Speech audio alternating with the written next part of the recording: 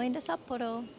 My voice sounds terrible because I went to USJ yesterday, but I've been to Osaka like 3 times before in the summer, in the winter, but I haven't actually spent that much time in Sapporo City, so I'm excited to see what's there. And we might, because it is the end of October as I'm filming, so we might catch the end of the autumn foliage. So yeah, let's go. Sapporo is the biggest city in Hokkaido, Japan's northernmost prefecture, and the northernmost of Japan's 4 main islands. Sapporo is actually the biggest city north of Tokyo.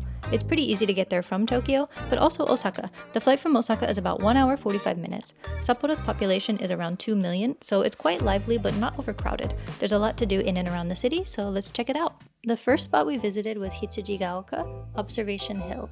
This spot was originally used to raise sheep for the Hokkaido National Agriculture Research Facility.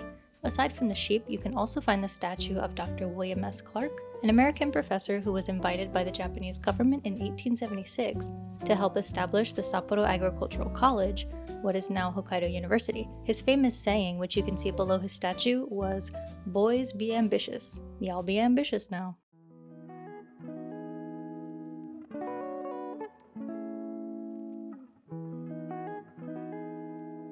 We then ventured to Jozankei Hot Spring, which is still part of Sapporo City. This onsen town was founded by a monk named Mizumi Jozan in 1866, and he built a small bathhouse to heal people's bodies with the onsen water. Jozankei is full of tales about the kappa, a mythological creature said to live in rivers and ponds. They characteristically have a shell on their back and a saucer-like dip in their head that's full of water, and they love cucumbers. If the water spills, they lose all their power. Many stories depict them as malevolent tricksters. One of the local legends at Jozankei is of a handsome young fisherman who was out fishing and got pulled underwater. His body was never found, but about a year later, his father had a dream about him where he explained that he was taken by a kappa and was now living happily with her and their children.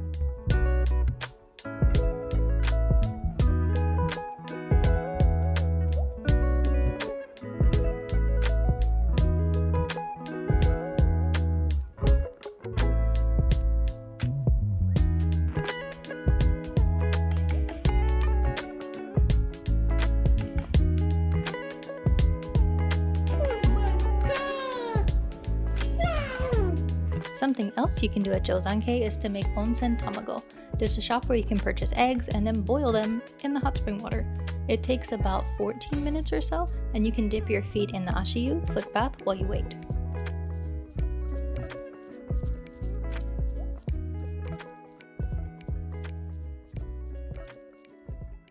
Jozankei is also full of beautiful nature, and there are a ton of outdoor activities to do, rain or shine, in all seasons. You can do things like rafting, stand-up paddleboarding, and also canoeing. You can even do some of this stuff in the winter too. The river doesn't freeze because the hot spring melts the ice. We took a little guided canoe ride through the Jozankei Valley. Our guide also hooked us up with some drone shots and sent me the footage.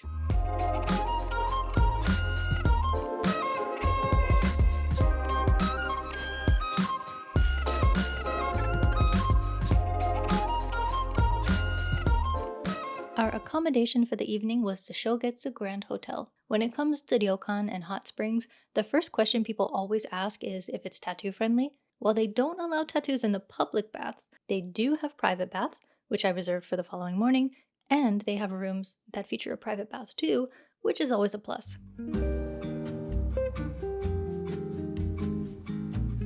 The food was excellent too.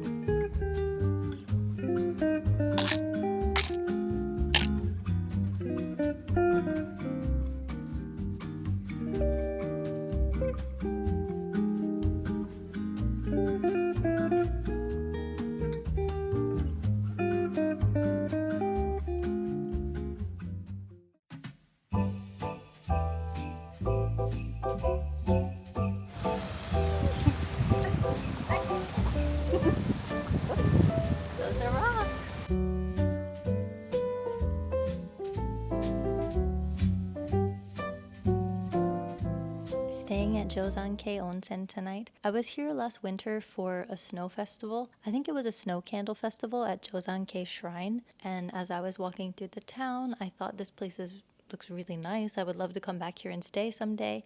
And here we are. I love it here.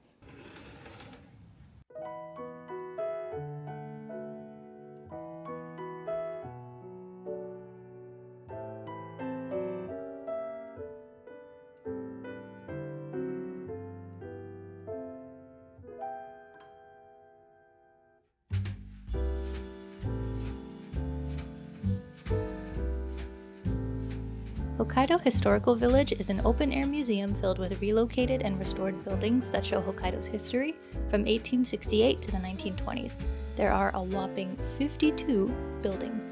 Each building has displays of the different lifestyles, cultures, and industries during those periods. There are many volunteers on site and they're happy to share the history of the buildings. I saw an old printing press, an old police station, and also a fisherman house that would house 50 fishermen.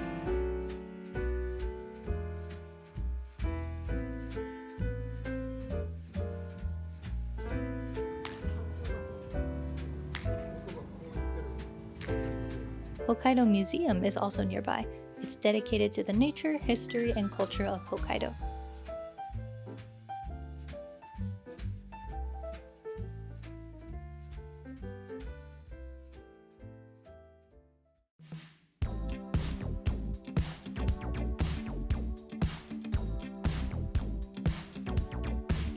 We're at the Sapporo Beer Factory now to eat Genghis Khan, that's one of the famous dishes in Hokkaido, so let's go. I need my bib. Time to grill.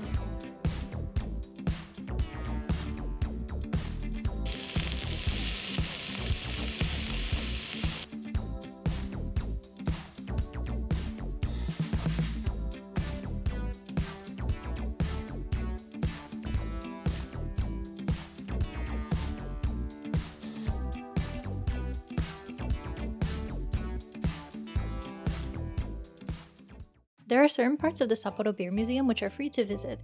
The origins of Sapporo beer are interesting. For one, it's the oldest beer in Japan. One of the founders was Seibei Nakagawa, who snuck on a ship to Germany and learned how to make beer. The brewery was established by the Kaitakushi, which is the Hokkaido Development Commission, in 1876 as a government enterprise to industrialize Hokkaido and not have to rely on foreign imports for beer anymore. It was originally named Kaitakushi Beer Brewery, and didn't get the name of Sapporo Breweries until 1964. The red star on the beer's logo is the symbol of the Kaitakushi, which represents the government's ambition for Hokkaido's development, a symbol you'll notice in many places once you know what it is. If you drink, there's also a beer tasting area. Tanuki Koji is the oldest shopping district in Hokkaido. It's an approximately 1 kilometer long arcade with around 200 shops. Tanuki are Japanese raccoon dogs, who are also known in folklore to be mischievous shapeshifters. One of the stories about the origins of the shopping street's name is that raccoon ladies would lure men into the district and take all their money. Slay! There's a very famous knife shop on this street called Miyabun. They had some very interesting and beautiful knives. They also let me hold the tuna knife. Dinner was on Noren Yokocho in Nijo Market, a fish market in central Sapporo.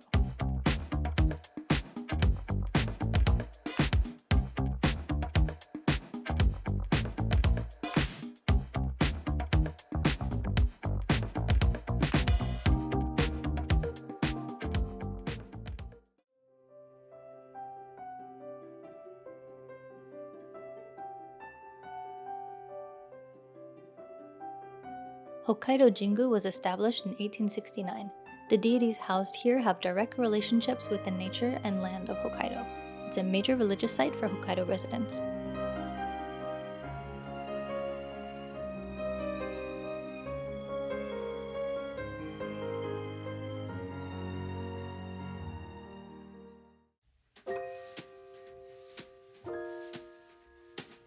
We stopped for a tea break after at Anto Chato. They use green tea from Shizuoka and local beans raised by Hokkaido farmers. I tried ginsuba, a type of traditional Japanese sweet with a sweet bean paste filling, coated in a thin layer of batter and either baked or pan-fried. If you eat it in the shop, it will be warm, and that is a game changer. I was also obsessed with this toasted monaka that came with matcha cream, buttercream, red bean paste, and some more local beans. I actually visited Sapporo again the following week for work, but I made time to bring my friend to the shop to have the monaka again.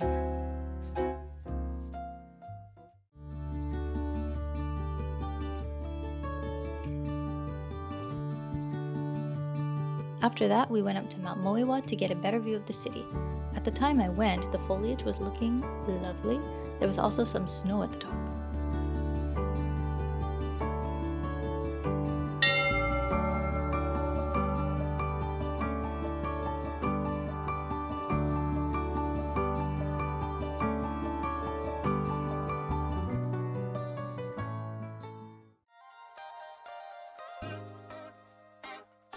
Back on lower ground, it was time to try Sapporo's famous miso ramen. I like ramen, but it's not something I crave all the time. However, this spicy miso topped with butter was heavenly. Since Hokkaido is known for their dairy, you can find the butter topping pretty easily, and I highly recommend it.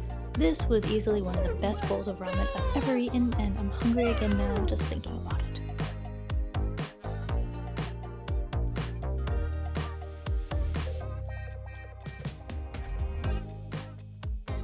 Another iconic part of the city is the TV Tower. The person who designed Sapporo TV Tower also designed Tokyo Tower, Tsutenkaku in Osaka, and more. The observation deck gives you a panoramic view of the city. I also like the unofficial mascot, Terebi Tosan. Tosan, or Otosan, means dad, and To is also the word for tower. Gotta love a cute play on words.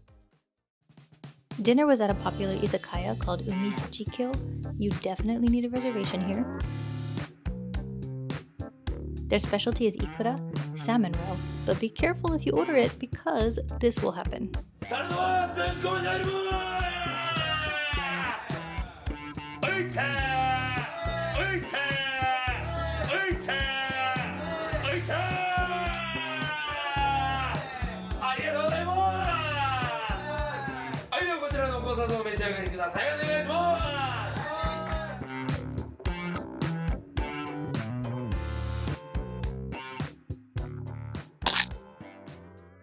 Our hotel also had a nice view of the TV tower from the rooftop.